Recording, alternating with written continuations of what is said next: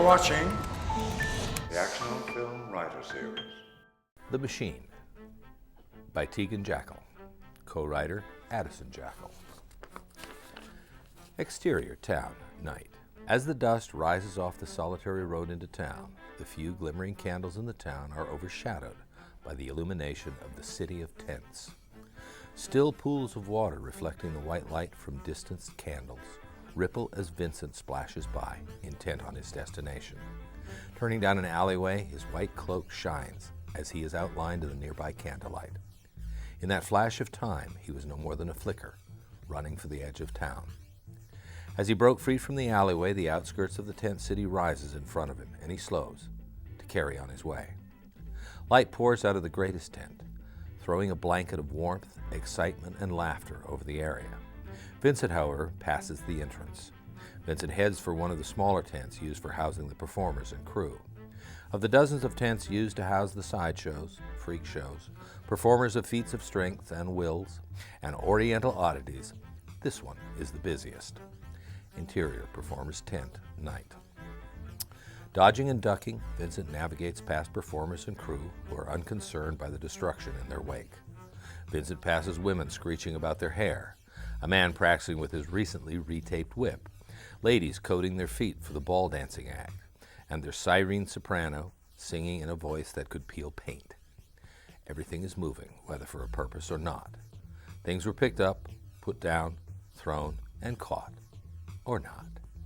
An older gentleman is pacing up on one of the prop stairways against a large, sweeping purple backdrop of silk and other cloths. Vincent notes his eyes sweeping the crowd and waves to him, hurrying up the staircase to join him. The boy of 19 joins this older, handsome man. Vincent: "Sir, I thought you wouldn't be back for another fortnight. I apologize."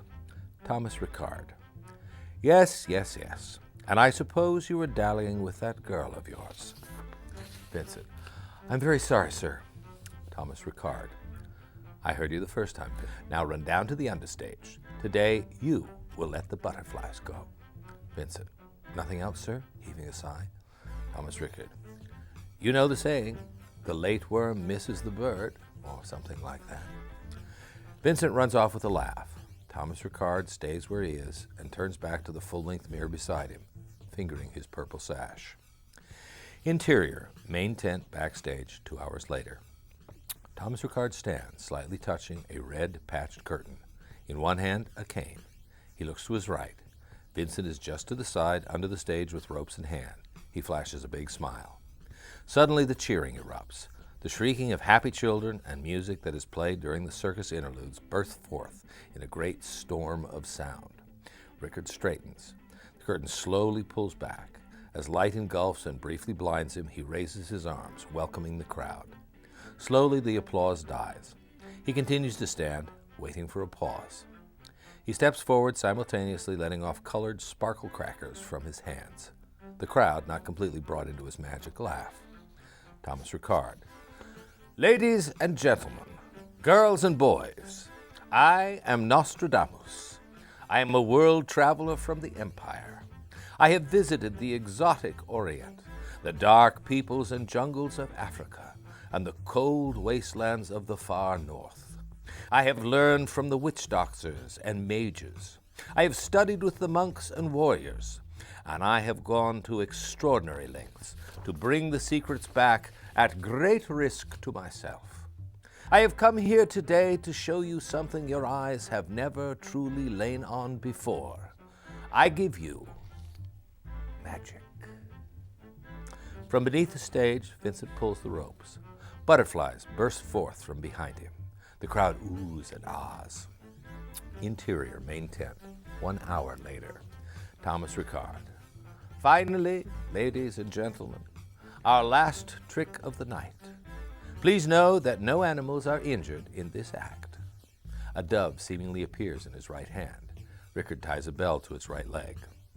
"Ladies and gentlemen, you will hear her at all times."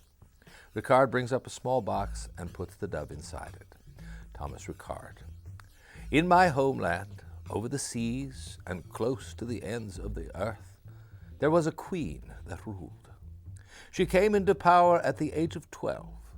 the most beautiful young lady in all the land. Her court worshipped her beauty as a goddess.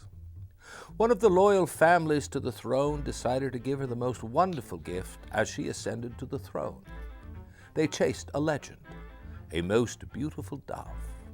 Lore said that this bird was so beautiful that the gods gifted it with everlasting life. The eldest son of this loyal family ventured into the wild jungles on the edge of the kingdom where none dare to venture.